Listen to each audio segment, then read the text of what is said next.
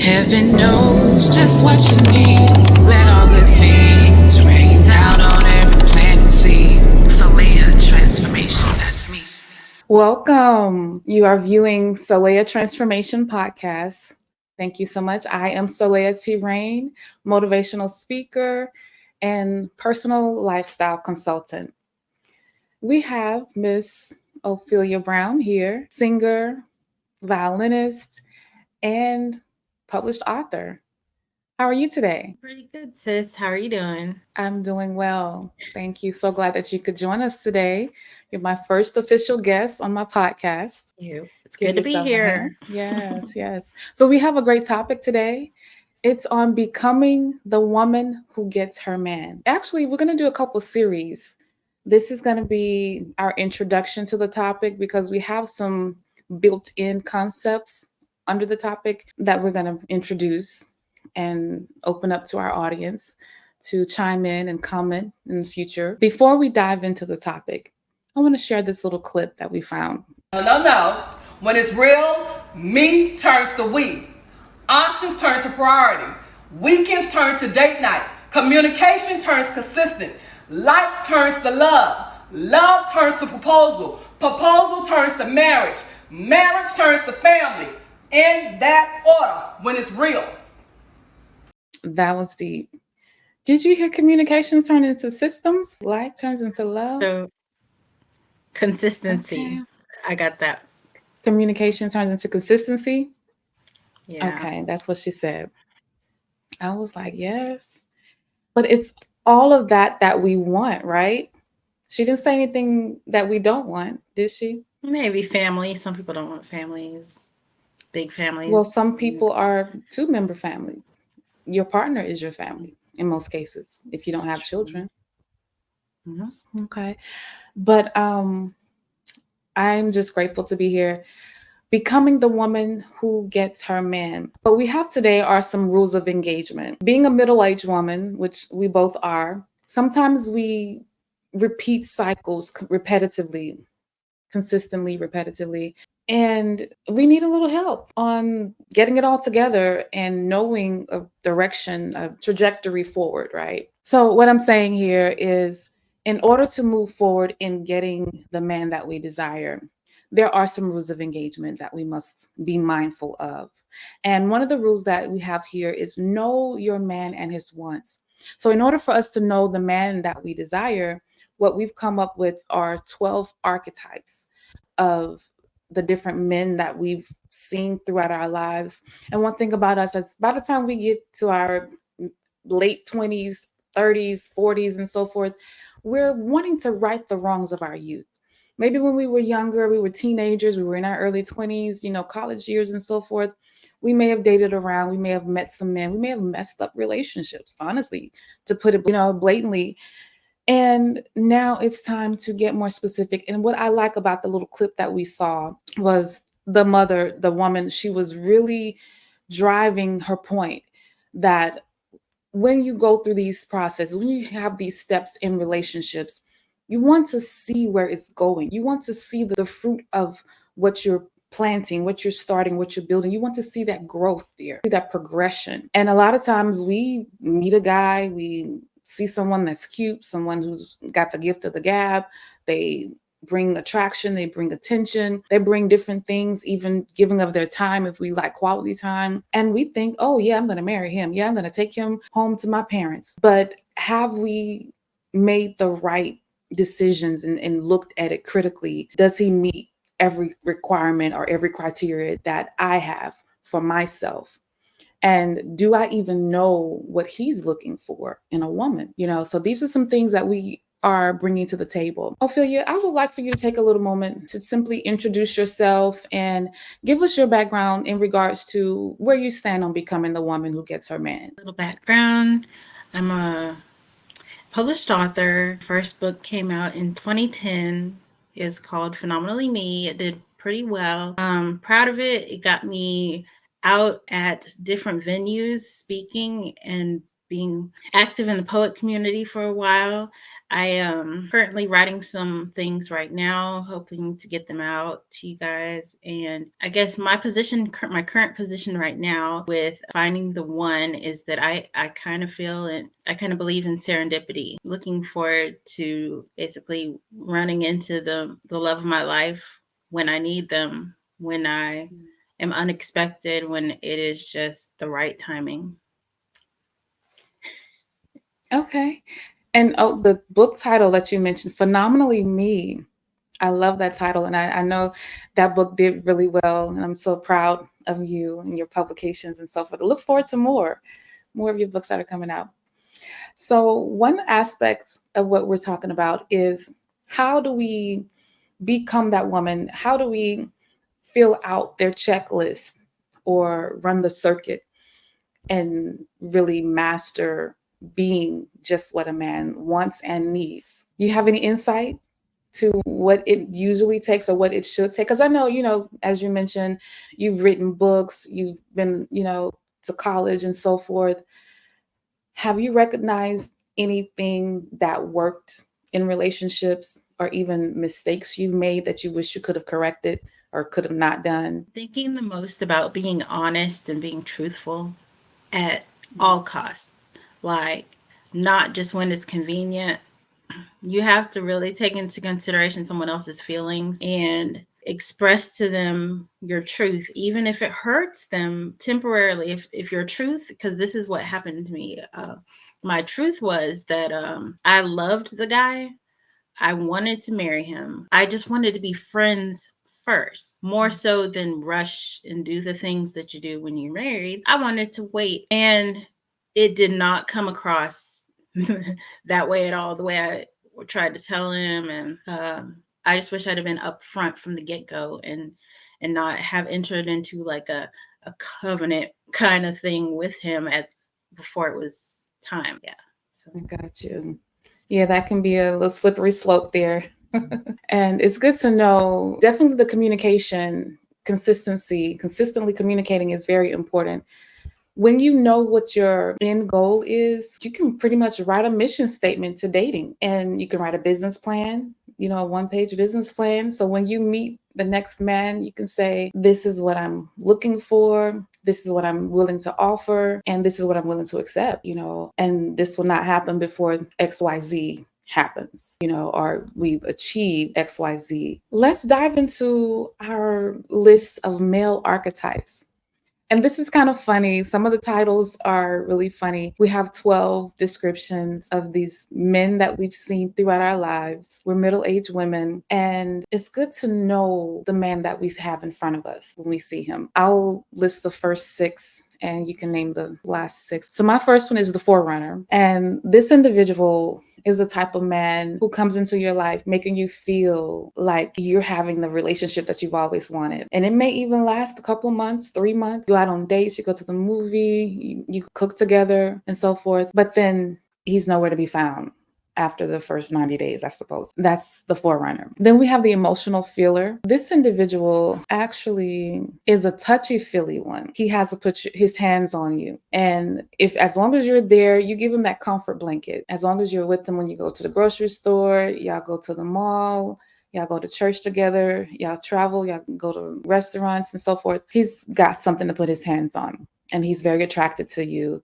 And he can't keep his hands off, and I'm going to give the positive side. But of course, with each one, we have that part that, okay, this touchy feeler, he might not be able to keep his hands off of other women if you're not around. Then we have the overlearned one. Some people like to say sapiosexual, which he's overly educated, very intelligent. This individual loves to be the teacher in the relationship. He likes to have all the knowledge, all the wisdom, and he loves those words of affirmation. When you affirm his intelligence, you affirm whatever his ego is wanting to absorb and all of that good stuff. He loves it. As soon as you stop giving him those words of affirmation and stop letting him teach you stuff, even if the woman tries to teach him something, it's not going to work out. He's gone. He does not want to learn from you. Then there's the Bulldozer guy.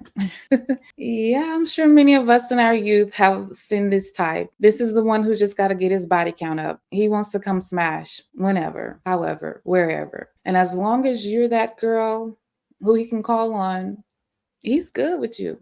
You know, you might feel that you're in a relationship with him, but he's probably smashing others. And there would be times that you might not hear from him, possibly weeks on end. As soon as you begin to try to tie him down and say, you are my man, I want to be in a relationship with you, he bails. The next one is the keep my secrets guy. This brother wants to have you, make him feel comfortable, make him feel welcome. He's going to open up to you at some point, and he probably even listen to your secrets. But once he tells you his deep, dark secrets, he's feeling at home. He's comfortable with you, but he doesn't want any judgment. He doesn't want you to break down and analyze him, teach him lessons, work him through situations. When all of that begins to happen for him, he's also leaving. He doesn't want you to fix him. And my last one on the list, the Band-Aid guy. This guy has a lot of different issues, and he actually cannot see himself in his own mirror. He has health problems, hygiene problems, you know, but he wants that girlfriend. He wants to flaunt you around. He wants to let even the girls that have rejected him see him with you because he wants to make them jealous. Don't try to fix him. Don't try to clean him up, you know. But some of these kind of possibly might do well. And we're going to get into the caveat, the kind of what the silver lining aspect of what will help these guys stay on the positive side versus the crossing the line into the negative. So we'll go for it with Ophelia, with the others. So I have the one hit wonder guy. I'll be honest, I didn't get to expand upon it in my notes. Yeah, if you'd help me. Okay, well, So we which actually one? about it extensively because I'm really going on some of my memory as well. Okay. This is the guy who he makes you feel comfortable in the beginning, and you feel like the relationship is going so fast, and you feel like, oh, this is the one. And you may even have a one night stand, you know, because you feel so comfortable with him. He's made you feel relaxed. It could be a one-day stand. Y'all could spend a whole Saturday together or a whole weekday on his off day. And you're like, oh my God, he does everything perfect. He may even cook for you, invite you to his home, but then he ghosts you.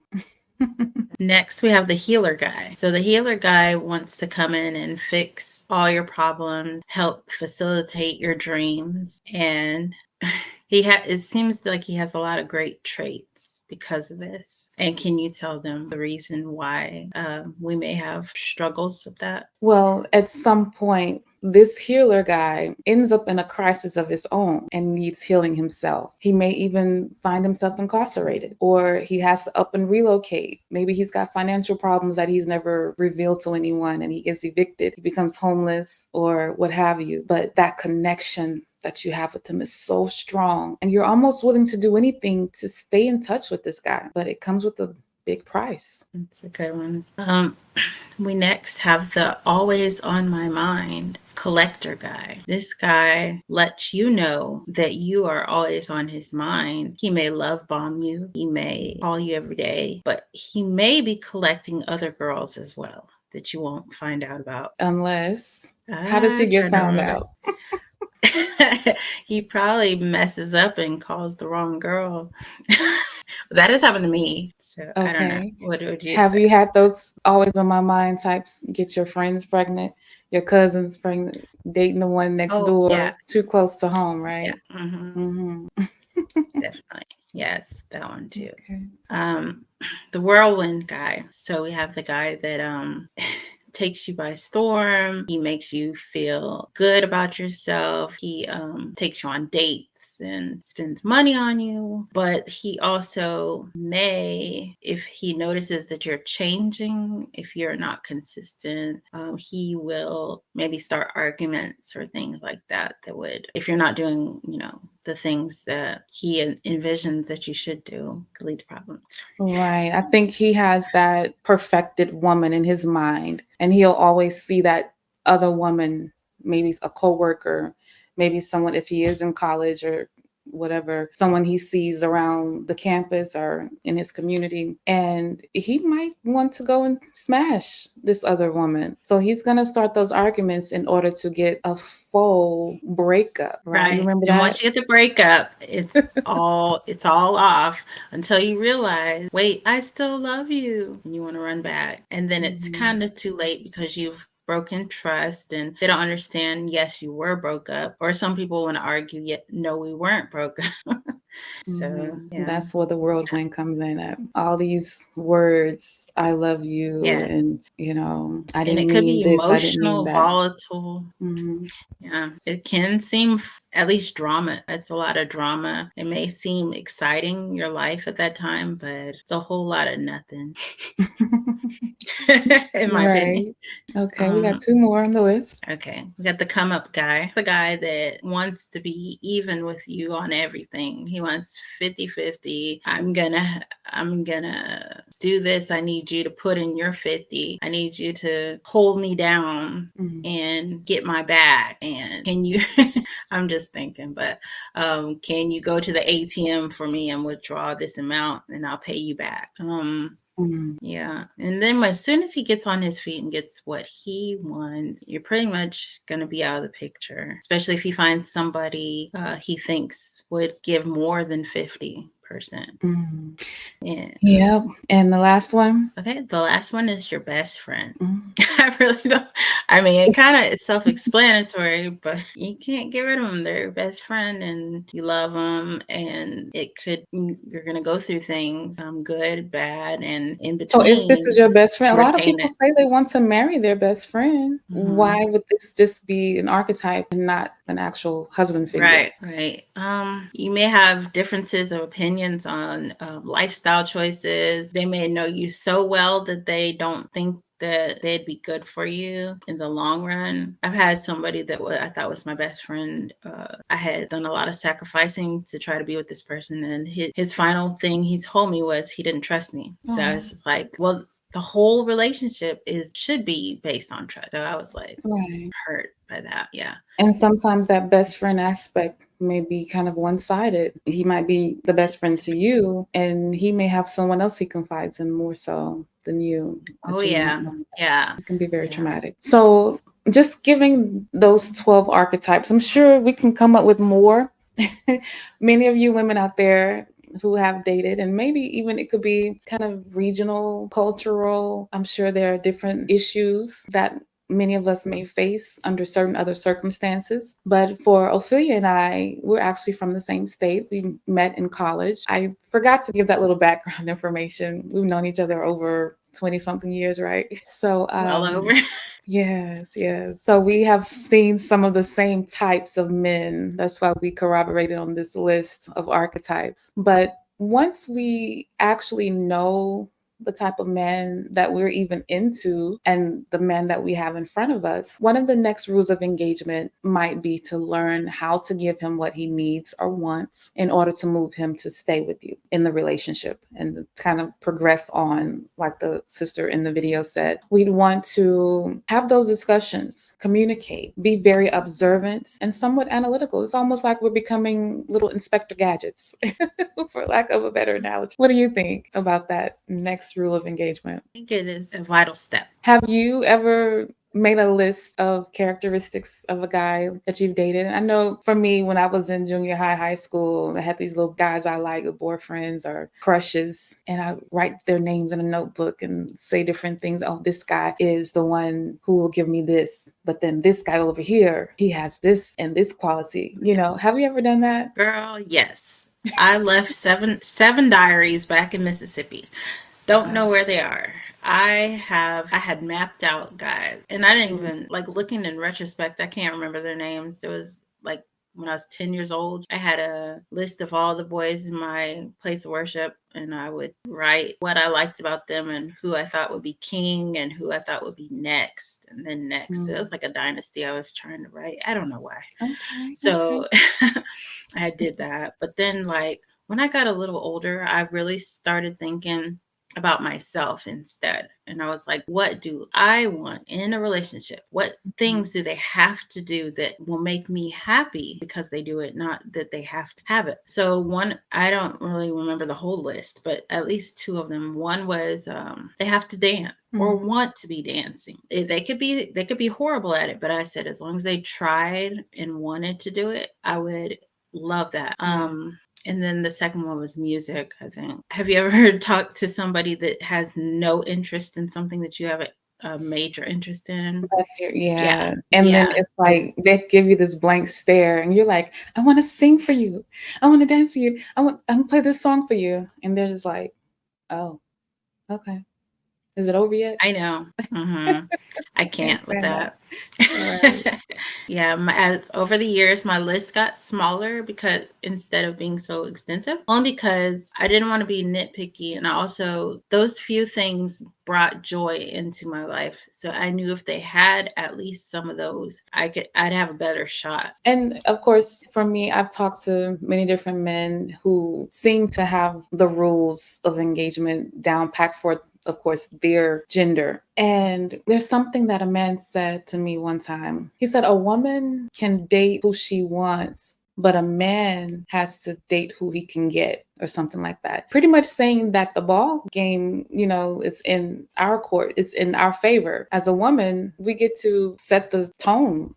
Have you ever heard something like that? No, actually, I'm surprised I haven't. I feel like it's not a positive thing that he mentioned that. I feel like I was thinking back into like Bible times when people would just have to marry whoever chose them, like whatever man chose the woman, that's it. Yeah. She's married, and that kind of makes it seem as if the guy doesn't have a choice. And I'm Or if not the girl sure doesn't where have I'm a at. choice? Well, it's almost as if like maybe the females are not up to par for him or something. That's making it sound like to get just what he could get. Like I think Well, the a thing man. about it is what I saw in the statement Mhm, was that mhm, a woman has to open up to a man, because even if you get into a relationship and you decide that you even want to break up or you want to leave the man, mhm. you can cry rape, you can, cry domestic violence. A lot of things that have been put against men, even when women have children from men, you put the man on child support. But in a lot of cases, even if a man raises his child, a lot of men don't put the women on child support. So it's kind of those situations that point out the power that a woman actually has. I thought the power of a woman is kind of like to be that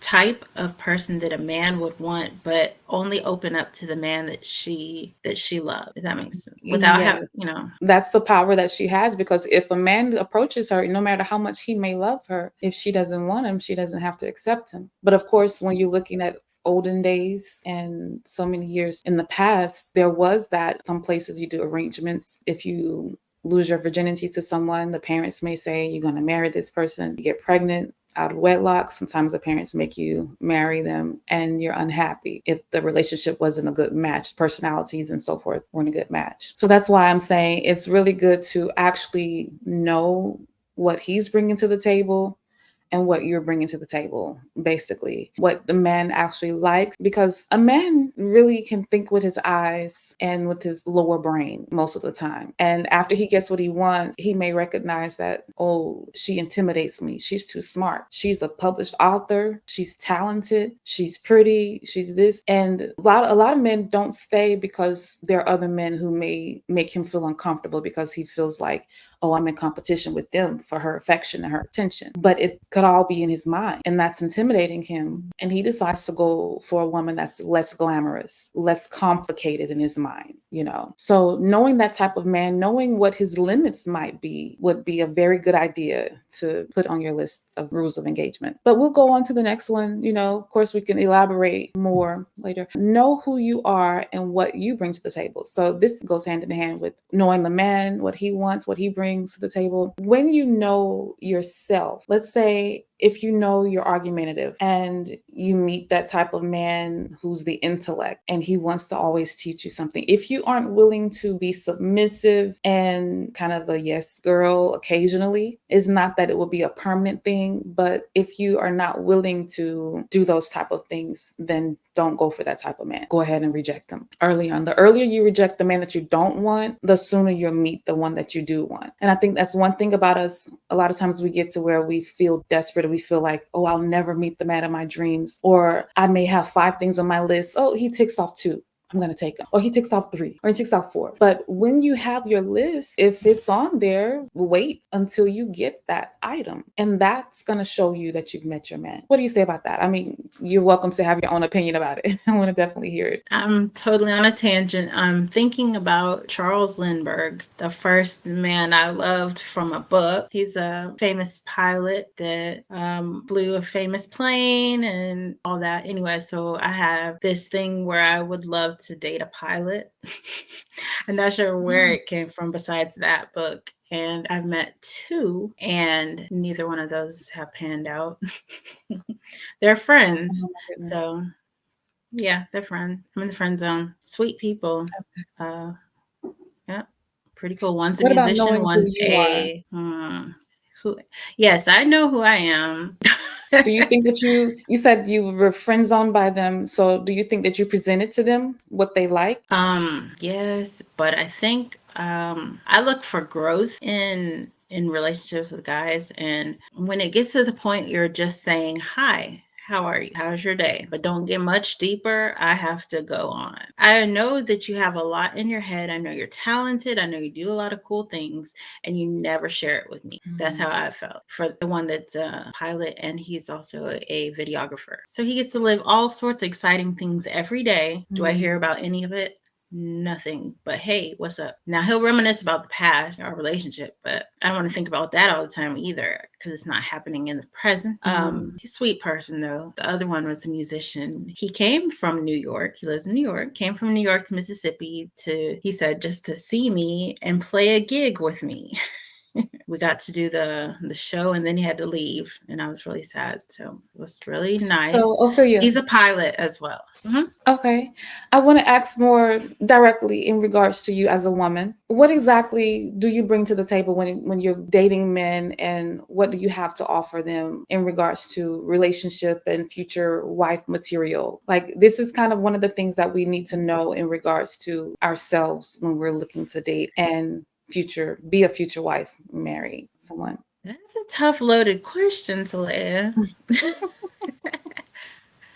Well, it's one of the things that but I understand sometimes it can be intimidating to turn the spotlight onto ourselves. And maybe that's what's going on. I didn't mean to put you on the spot, but that's just something to have in the back of your mind. We'll certainly go on to the next question. I don't want to pry, but knowing what you want or need in order to live your purpose. So when we look at the different men that we may have dated or encountered, and learning of their archetype or personality types and so forth, what they bring to the table, do you recognize when they can fulfill a position in your life that helps push you to live your purpose? It's like a guy that will try to help me, I guess you could say, to be better at what I do. The guy that says, oh, you're writing a story, let me hear page 1. Or there's guys that will actually be interested in what you're doing for fun, not for your living, but for your fun, which is also something that you could make a living off of. So when a guy is understanding that I do need that 2 or 3 hours a day to actually just process my thoughts without him, because if they're too pushy and they're very much like around you all the time without letting you do your art, I have a problem with that. If you know your purpose is dealing with your art, your talents, your skills, you want to have that as a vision in the forefront of your life. When you meet a partner or potential partner, future partner, potential partner, it's good to know whether they will be an asset or a liability. So I think I see what you're saying. That to a degree. Okay.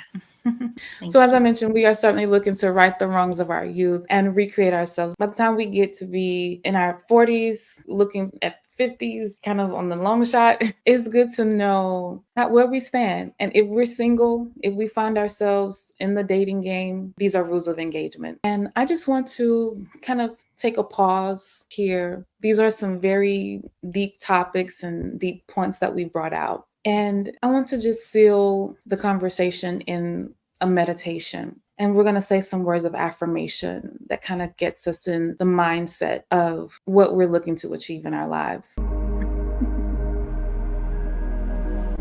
So we're going to take a few deep breaths.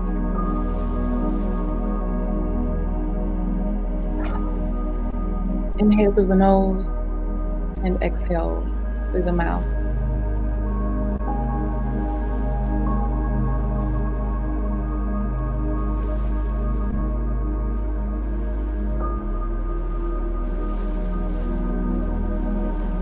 have got a couple affirmations. The first one, you'll repeat after me.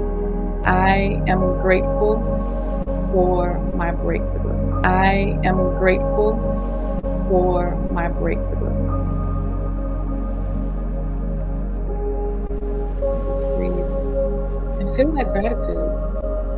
Having that attitude of gratitude is what gets us exactly what we need, because we're giving thanks. We're giving thanks. The next one, I give thanks for knowing the man of my dream. Repeat after me. I give thanks for knowing the man of my dreams.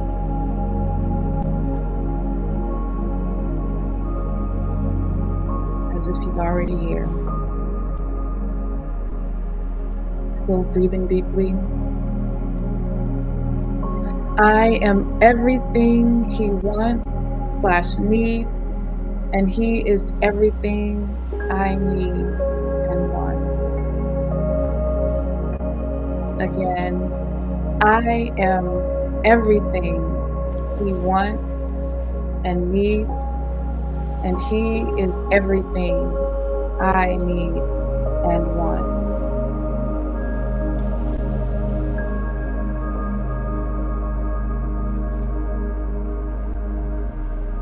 It's the feeling that matters. There's one thing about thinking of men and thinking about past relationships and feeling bad and regretful and, oh, he's no longer here. But in order to get the one that we desire, we have to feel the way we want to feel when we have it. Give thanks. Be happy. Feel that state of bliss that would come over you. You know that movie, Waiting to Exhale? Go ahead and have that exhale, sister, because you are manifesting the man of your dreams.